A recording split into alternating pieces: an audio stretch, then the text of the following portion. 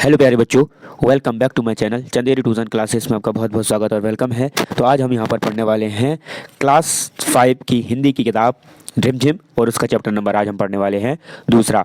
दूसरा चैप्टर का नाम क्या है? दूसरे चैप्टर का नाम है फसलों के त्यौहार। जब भी देखा होगा हमारे प्यारे भारत के अंदर जब भी कोई फसल कटती है तो कोई ना कोई त्यौहार मनाया जाता है। जैसे हमारे यहाँ पर बहुत सारे त्यौहार मनाए जाते हैं, जैसे खिचड़ी जिसको हम कहते हैं मकर संक्रांति, जो आने वाला है हमारे 14 तारीख के अंदर, 14 जनवरी के अंदर। उसके बाद इसी त्यौहार को आप आसाम में जाएंगे तो बिहू नाम के से बनाया जाता है, तो पोंगल के नाम से मनाया जाता है। आप पंजाबियों के यहाँ देखेंगे पंजाब में तो वहाँ पर उसको किसी दूसरे नाम से मनाया जाता है। मतलब ऐसे बहुत सारे त्यौहार हैं जो जब फसल कटती है तब मनाए जाते हैं। ठीक है, तो यहाँ पर देखते हैं। अब फसल कटने का मतलब ये नहीं कि अब फसल कट रही है और त्यौहार मनाए जा रहे हैं, मतलब उसकी खुशी के लिए भगवान से दुआएं की जाती हैं, भगवान से प्रार्थनाएं की जाती हैं कि फसल अच्छी हो, फसल का नुकसान ना हो, इसलिए मनाए जाते हैं त्यौहार। ठीक है, तो हम पढ़ेंगे कहानी और इसमें सारा वर्कबुक जितना भी चीज़ें सारा हम इसमें कंप्लीट करेंगे। चलिए वीडियो को स्टार्ट कर लेते हैं। सारा दिन बोरसी के आगे बैठकर हाथ तापते हुए गुजर जाता है। बोरसी क्या होता है? हाथ, जिसे हम उसको दूसरे शब्दों में कहते हैं कि अंगीठी जलाना, है ना। वहां तो खिचड़ी के समय धूप में गर्माहट की शुरुआत होनी चाहिए और यहाँ हम सूरज के इंतजार में आस लगाए बैठे हुए हैं।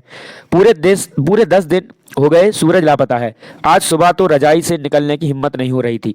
बाहर देखने से तो समय का अंदाजा बिल्कुल नहीं हो रहा है, लेकिन घर हो रही चहल पहल अब पता चल रही है। रह रहकर कानों में कभी चपाकल के चलने और पानी के गिरने की आवाज़ तो कभी किसी के हाक लगाने की आवाज़ आ रही थी। जा भाग के देख केरा के पत्ता आइल की ना, आज ईल लोग के उठे की नाइखे का, बोल जल्दी तैयार हो खस, अब तो उठने की मैं ही भलाई है। नाद होकर हम सभी एक कमरे में इकट्ठा हुए। दादा और चाचा ने क्या सफ़ेद चकाचक माड़ लगी धोती और कुर्ता पहना हुआ है। खिचड़ी में आइंसन ठाड़ हम पहले काबू ना देखनी, सारा देख कनाना देता।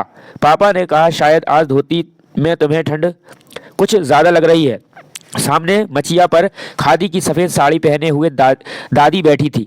आज दादी ने अपने बाल धोए हैं, झक सफ़ेद सेमल की रुई जैसे हल्के फुल्के बाल। गौर से देखने पर भी एक काला बाल नजर नहीं आता। बिल्कुल धुली धुली सी लग रही है दादी। उनके सामने केले के कुछ पत्ते कतार में रखे हैं, जिस पर तिल मिंडा मतलब कि गुड़, चावल आदि के छोटे छोटे ढेर पड़े हुए हैं। हमें बारी बारी से उन सभी चीज़ों को छूने और प्राण करने के लिए कहा गया। जब सबने ऐसा कर लिया तो उन सभी चीज़ों को एक जगह इकट्ठा करके दान दे दिया गया। आज तो अप्पी दीदिया बुरी फंसी। उन्हें ना तो चूड़ा दही की पसंद है और ना ही खिचड़ी, पर आज तो फरमाइशी नाश्ता नहीं चलेगा, उन्हें दोनों ही चीज़ें खानी पड़ेगी। आज खिचड़ी जो है, खिचड़ी खाने के बाद सभी ने गया से आए तिल, गुड़ और चीनी के तिलकुट को बड़े चाव से खाया। खाते खाते मैं सोच रही थी कि कितनी अलग है ना ये खिचड़ी जो अभी हम बना रहे हैं। स्कूल में जो खिचड़ी बनाते थे उसकी अलग ही मस्ती हुआ करती थी। छुट्टी का दिन नाव में बैठकर गंगा नदी की सैर और फिर टापू पर बालू में दौड़ते हुए पतंग उड़ाना या उड़ाने की कोशिश करना, कितना मज़ा आता था। इधर हम पतंग उड़ाते थे और वहीं थोड़ी दूर पर गुरुजी, बिमला, दिद्दा, आनंद जी, झिलमिट भैया सब मिलकर ईंट से बने चूल्हे पर बड़े बड़े कड़ाहों में खिचड़ी बनाते थे। हम भी बीच बीच में अपनी पतंगों को सुस्ताने का मौका देते हुए मटर और प्याज छीलने बैठ जाते। वैसे खिचड़ी फिर दोबारा खाने को नहीं मिली। बाकी ढंग कैसा भी हो, पर यह खुशियां का त्यौहार। जनवरी माह के मध्य में भारत के लगभग सभी प्रांतों में फसलों से जुड़ा कोई ना कोई त्यौहार मनाया जाता है। कोई फसलों के त्यौहार हो जाने पर खुशी बांटता है तो कुछ लोग इस उम्मीद में खुश होते हैं कि अब पाला कम होगा, सूरज की गर्मी बढ़ने से खेतों में खड़ी फसल तेजी से बढ़ेगी। सभी प्रांतों और इलाकों का अपना रंग और अपना ढंग नजर आता है। इस दिन सब लोग अच्छी पैदावार की उम्मीद और फसलों के घर में आने की खुशी का इजहार करते हैं। उत्तर प्रदेश, बिहार, मध्य प्रदेश में मकर संक्रांति या तिल संक्रांत, असम में बिहू, केरल में ओणम, सॉरी मैंने गलत बता दिया था, केरल में पेंगू नहीं होता है, तमिलनाडु में होता है पोंगल। ठीक, तो केरल में क्या होता है? ओणम होता है और तमिलनाडु में पोंगल। पंजाब में लोहड़ी, हाँ ये याद नहीं आ रहा था मुझे, पंजाब में लोहड़ी मनाते हैं। ठीक है, और झारखंड में सरहूल। गुजरात में पतंग का पर्व सभी खेती और फसलों से जुड़े त्यौहार हैं। इन्हें जनवरी के मध्य अप्रैल तक अलग अलग समय में मनाया जाता है। झारखंड में सरहूल बड़े जोश खरोश के साथ मनाया जाता है। 4 दिनों तक इसका जश्न चलता है रहता है। अलग अलग जनजातियां इसे अलग अलग समय में मनाती हैं। संथाल लोग फरवरी मार्च में, तो और आम लोग इसे मार्च अप्रैल में मनाते हैं। आदिवासी आमतौर पर प्रकृति की पूजा करते हैं। सरहुल के दिन विशेष रूप से साल के पेड़ की पूजा की जाती है। यही समय है जब साल के पेड़ों में फूल आने लगते हैं और मौसम बहुत खुशनुमा हो जाता है। स्त्री पुरुष दोनों ही ढोल मंजीरे लेकर रात भर नाचते गाते हैं। चारों ओर फैली हुई छोटी छोटी घाटियां, लंबे लंबे साल के वृक्षों का जंगल और वहीं आसपास बसे छोटे छोटे गांव, लिपे पुते करीन से बुहारे और सजाए गए अपने घरों के सामने लोग एक पंक्ति में कमर में बाहें डालकर नृत्य करते हैं। अगले दिन वे नृत्य करते हुए घर घर जाते हैं और फूलों के पौधे लगाते हैं। घर से चंदा मांगने की भी प्रथा है, पर चंदे में मालूम है क्या मांगते हैं? मुर्गा, चावल और मिश्री। फिर चलता है खाने पीने और खेलों का दौर। तीसरे दिन जाकर पूजा होती है, जिसके बाद लोग अपने कानों में सरई का फूल पहनते हैं। इसी दिन में बसंत ऋतु की शुरुआत मानी जाती है। धान की भी पूजा होती है। पूजा किया हुआ आशीर्वाद धान अगली फसल में बोया जाता है। तमिलनाडु में मकर संक्रांति या फसलों से जुड़ा त्यौहार पोंगल के रूप में मनाया जाता है। इन दिन खरीफ की फसलें चावल, अरहर आदि कटकर घरों में पहुंचती हैं। लोग नए धान कूटकर चावल निकालते हैं। हर घर में मिट्टी का नया मटका लाया जाता है, जिसमें नए चावल, दूध और गुड़ डालकर उसे पकाने के लिए धूप में रख देते हैं। हल्दी शुभ मानी जाती है, इसलिए साबुत हल्दी को मटके के मुंह के चारों ओर बांध देते हैं। यह मटका दिन में 10:30-12 बजे तक धूप में रखा जाता है। जैसे ही धूप में उफान आता है और दूध चावल मटके से बाहर गिरने लगता है, तो पोंगला पोंगला पोंगला पोंगला, खिचड़ी में उफान आ गया के स्वर सुनाई देते हैं। दूसरी ओर गुजरात में पतंगों के बिना तो मकर संक्रांति का जश्न अधूरा ही माना जाएगा। इस दिन आसमान की ओर यदि नजर उठाएं तो शायद हर आकार और रंग रूप की पतंगें आकाश में लहराती हुई मिले।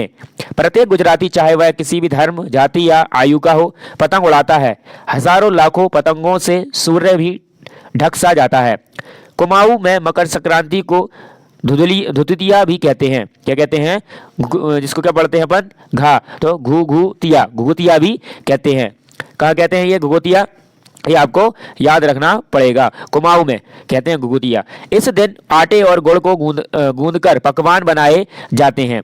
इन पकवानों को तरह तरह के आकार दिए जाते हैं, जैसे डमरू, तलवार, डमिन का फूल आदि।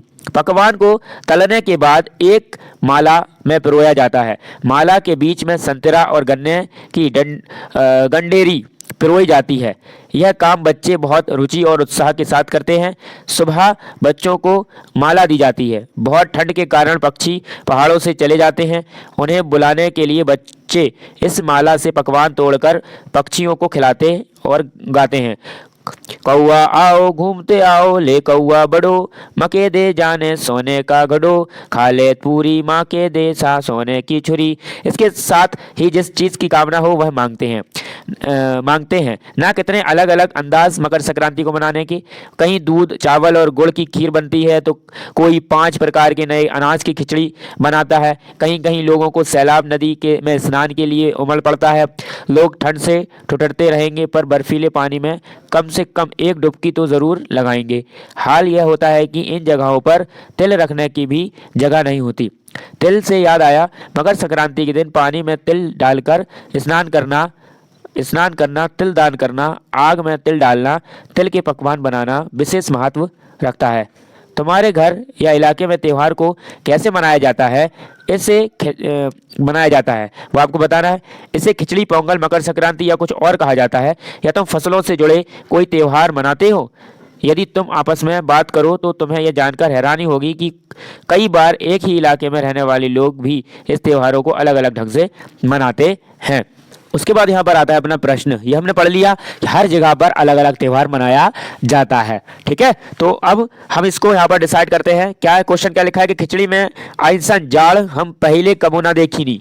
यहाँ तुम खिचड़ी से क्या मतलब निकाल रही हो? मतलब आप क्या मतलब निकाल रहे हो? तो आप निकालो यहाँ खिचड़ी से मतलब मकर संक्रांति नामक त्योहार से है। ठीक है, आंसर में आप लिख देना क्या है, मकर संक्रांति नामक त्योहार से है इसका मतलब। दूसरा है क्या कभी ऐसा हो सकता है कि सूरज बिल्कुल ही ना निकले, है ना, ऐसा हो सकता है क्या? तो ये हो सकता है। अगर ऐसा हो तो, अगर ऐसा होगा तो फिर फसल कभी नहीं पकेगी, अगर ऐसा होगा तो दिन नहीं निकलेगा, अगर ऐसा होगा तो फिर कुछ नहीं होगा, सब खराब हो जाएगा। ठीक है, मतलब सब विनाश। अपने साथियों से चर्चा करके लिखो। तीसरा क्वेश्चन आता है कि बाहर देखने से समय का अंदाजा क्यों नहीं हो पा रहा था? तो क्यों नहीं हो पा रहा था? बाहर देखने पर क्यों नहीं हो पा रहा था? बाहर देखा, जैसे बाहर जब देखते हैं, अभी सर्दी हो रही है, आपने खुद देखा होगा, तो आप जब बाहर देखोगे ना तो आप देखोगे उसके अंदर कि आप कुछ भी अंदाजा नहीं लगा पाओगे कि क्या हो रहा है, बाहर पर क्या हो रहा है। ठीक है, तो इस वजह से, क्योंकि मौसम जो सूरज होता है वो निकलता नहीं है, सब कोहरा कोहरा या काले बादल छाए रहते हैं, इस वजह से पता नहीं लगता है। ठीक है, नेक्स्ट आता है जिनके पास घड़ी नहीं होती वो समय का अनुमान कैसे लगाते होंगे? जिसके पास घड़ी नहीं होती है तो बाहर देखने से समय का अंदाजा, है ना, घर से बाहर देखने के से घर का अंदाजा लगता है, क्योंकि सूरज नहीं निकलता है। जिसके पास घड़ी नहीं होती तो वे समय का अंदाजा सूरज की गति और उसकी चमक, सूरज की गति और उसकी चमक देखकर लगाते हैं। ठीक है, फिर अगले क्वेश्चन आता है यहाँ पर तुम्हारी जुबान। तुम्हारी जुबान का क्या मतलब है? पहला क्वेश्चन है, क्या लिखा है कि आज ई लोग के उठे के ई के नहीं खे का। ठीक है, इसका क्या मतलब होता है? इसका मतलब होता है आज ये लोग उठेंगे नहीं क्या। ठीक है, दूसरा क्वेश्चन आता है कि जा भाग के देख केरा के पत्ता आइला की ना, है ना, तो उन्हें है कि दौड़कर जाओ और देखो कि केले के पत्ता आया है या नहीं आया। तीसरा अब हो गया, यह आता है हमारे क्या, भारत तेरे अनेक रंग। भारत क्या है? भारत बहुत से धर्म के लोग भारत के अंदर रहते हैं, तो ये क्या है हमारा, बहुत ही अच्छा अनेक रंग वाला भारत है। विविधता हमारे देश की पहचान है। फसलों के त्यौहार हमारे देश के विविध रंग रूपों का एक उदाहरण है। नीचे विविधता के कुछ और उदाहरण दिए गए हैं। 5-5 बच्चों का समूह एक एक उदाहरण लें और उस पर जानकारी इकट्ठी करें। जानकारी क्या क्या करनी है? चित्र चाहिए, फोटोग्राफ, कभी कहानी या कविता, सूचना परक सामग्री के रूप में हो सकती है। हर तरह हर समूह की जानकारी को कक्षा में प्रस्तुत करें। जैसे भाषा क्या थी, भोजन, कपड़े, लोक कला, नववर्ष, लोकगीत, इस सब के बारे में आपको जानकारी इकट्ठी करनी है। ठीक है, तो आप क्या भाषा में क्या लिख दोगे कि भारत में अनेक भाषाएं बोली जाती हैं, उदाहरण के लिए हिंदी, मराठी, पंजाबी, कन्नड़। फिर कपड़ों में आप लिख दोगे कि यहाँ के लोग विविध प्रकार के कपड़े पहनते हैं, उदाहरण के लिए दक्षिण भारत में लुंगी पहनती जाती है, उत्तर भारत में सलवार कमीज, घाघरा चोली, कुर्ता पजामा आदि पहने जाते हैं। नया वर्ष हिंदी कैलेंडर के अनुसार नया वर्ष होली के दिन होता है, यह विभिन्न प्रदेशों में मनाया जाता है। भोजन में लिख देना कि यहाँ भोजन में विविधता देखने को मिलती है। यहाँ दक्षिण भारत में इडली डोसा मशहूर है, तो उत्तर भारत में चावल दाल रोटी सब्जी राजमा आदि पसंद खाए जाते हैं, है ना। पश्चिम बंगाल में चक्कल और मछली बड़ी शौक से खाई जाती है। फिर क्वेश्चन आता है कि तुम्हें कौन सा त्योहार सबसे अच्छा लगता है और क्यों? इस दिन तुम्हारी दिनचर्या क्या रहती है? तो आप उत्तर में अपना खुद का लिखना है इसको कि आपको क्या अच्छा लगता है। जैसे मुझे क्या लगता है तो मैं लिखूंगा कि होली का त्यौहार मुझे सबसे अच्छा लगता है, क्योंकि इस दिन लोग ऊंच नीच का विचार भूलकर एक दूसरे को गले मिलते हैं और खुशियां मनाते हैं। इस दिन मैं सुबह से ही काफी सक्रिय रहता हूँ, तरह तरह की पिचकारियों में रंग भरकर लोगों पर फेंकता हूँ, स्वादिष्ट पकवान खाता हूँ, नए कपड़े पहनता हूँ। ठीक है, ये हो गया। फिर उसके बाद अगला आता है हमारा, क्या लिखा हुआ है कि अन्न के बारे में, अन्न मतलब फसल के बारे में। तो फसल के त्यौहार पर तिल का बहुत महत्व होता है। तिल का किन किन रूपों में इस्तेमाल किया जाता है पता करो। तिल का इस्तेमाल कहाँ कहाँ किया जाता है उसका पता करना है। तो कहाँ कहाँ किया जाता है? तिल से तिलकुट, है ना, रेवड़ियाँ और गज्जक जैसी मिठाइयाँ बनाई जाती हैं। ठीक है, फिर क्वेश्चन आता है दूसरा कि तुम जानती हो कि तिल से तेल बनता है और किन चीजों से तेल बनता है और कैसे?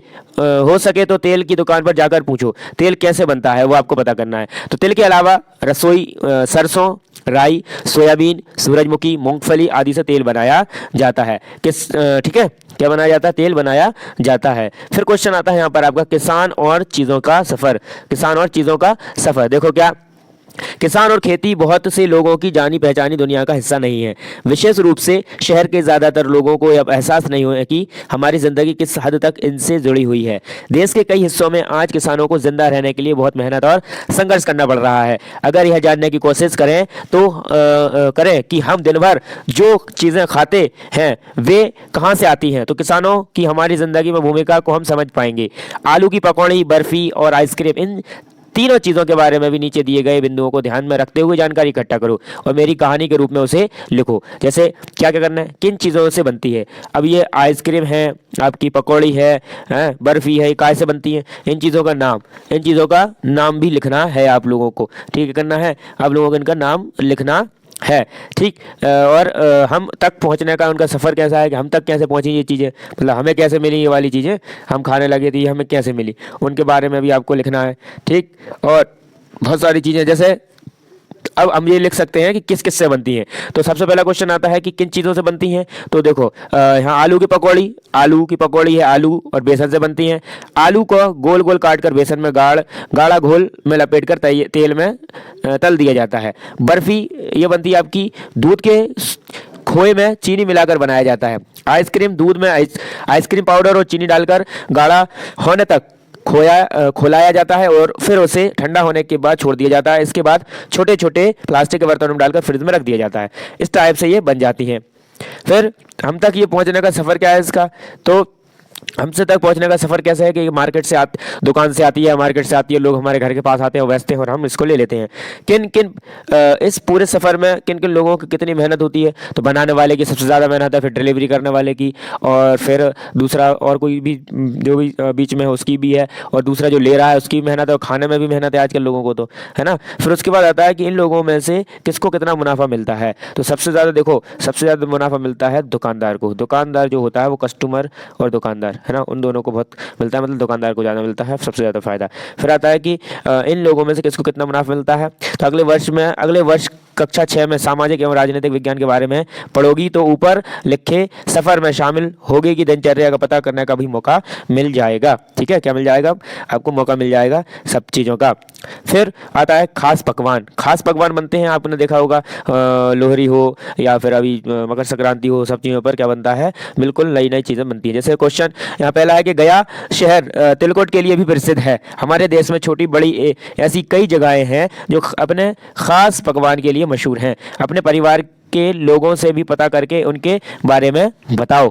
ठीक है, उनके बारे में क्या करना है, बताना है आपको, पता करके। ठीक, आपको समझ में आ रहा होगा। ठीक है, तो इसके अंदर हम क्या बता सकते हैं क्वेश्चन के अंदर, तो हम इस क्वेश्चन के अंदर बहुत सारी चीज़ें ऐसी बता सकते हैं जो आपके काम में आ जाएंगी। ठीक है, तो हम ये दूसरा क्वेश्चन भी पढ़ सकते हैं, और दूसरे क्वेश्चन के साथ साथ क्या लिखा हुआ है यहाँ पर। अब यहाँ पर ये दूसरा क्वेश्चन जो है ना, पहला क्वेश्चन उतना तो आपने बता दिया। दूसरा क्वेश्चन है इसके अंदर कि पिछले 2 वर्षों में तुमने काम वाले शब्दों के बारे में जाना। इन शब्दों की क्रिया, इन शब्दों को क्या कहते हैं, क्रिया। जब भी कोई शब्द क्रिया हो रही है ना, जैसे हमने कहा खेलना, तो क्या हो रहा है, क्रिया, तो वो क्या हो गया, खेलना क्रिया है। तो क्योंकि क्रिया का संबंध कोई काम करने से है, नीचे खिचड़ी बनाने की विधि दी गई है, इनके इसमें बीच बीच में कुछ क्रियाएं छूट गई हैं, उचित क्रियाओं का प्रयोग करते हुए पूरा करो। ठीक है, कुछ कुछ क्रियाएं छूट गई हैं, जैसे कि अदरक है, अदरक और मात्रा 2 लिख दी, अदरक और मात्रा। और अदरक कितना है, 20 ग्राम अदरक है। लहसुन 3 फाके, इलायची के दाने 3, दालचीनी कितनी है ये। फिर कितना है, पानी कितना है, 4 प्याले, कितना पानी, 4 प्याले। और बीच में क्या छूटा, कोई छूटा है, मटर के दाने और घी, सब तो फुल है, कहीं छूटा है, घी 2 बड़े चम्मच है, और कहीं नहीं है, सब है, छौंकना पसीना। ठीक है, तो ये सब क्या है, आपके चीज़ें हैं। अब इनको हम क्या लिखें, इस इलायची में दालचीनी और लौंग को थोड़ा थोड़ा पानी 1 छोटा सा चम्मच डालते हुए पीस लो। ठीक है, पीसना है, तो किन किन को पीसना है हमें, तो इलायची, दालचीनी और लौंग। ठीक है, इलायची के पत्ते, दालचीनी और लौंग को क्या करो, पीस लो। ठीक है, पीसने के बाद पीस लो। अदरक और लहसुन को इकट्ठा पीसकर पेस्ट बनाओ। दाल की कढ़ाई में डालो और मध्यम आंच पर सुनहरी भूरी होने तक भून लो। क्या कर लो, भून लो। अब चावल निकाल कर धो लो, तेल के कुकर में डालकर गरम करो। तेल गरम हो जाने पर तेज पत्ते और जीरा डालो। जब चटकने लगे तो प्याज डालकर सुनहरा भूरा होने तक भूनो। अब अदरक लहसुन का पेस्ट डालकर कुछ मिनट भूनो। भुनी हुई दाल, चावल और सब्जी डालो और अच्छी तरह से मिलाओ। शेष पानी 4 प्याले डालकर एक बार चलाओ। कुकर बंद करो, तेज आंच पर पूर्ण प्रेशर आने दो। अब आंच कम करके 4 मिनट तक पकाओ। भाप निकल जाने पर कुकर खोलो, मसालों का पेस्ट बनाओ और खिचड़ी पर घी, हींग, बहुत जीरा, साबुत लाल मिर्च से छौंक कर परोसो गर्मा गर्म। छुट्टी के दिन घर में ऐसी खिचड़ी बनाने में बहुत बड़ों की मदद करो। खाने से जुड़ी कुछ अन्य क्रियाएं भी सोचो। ठीक है,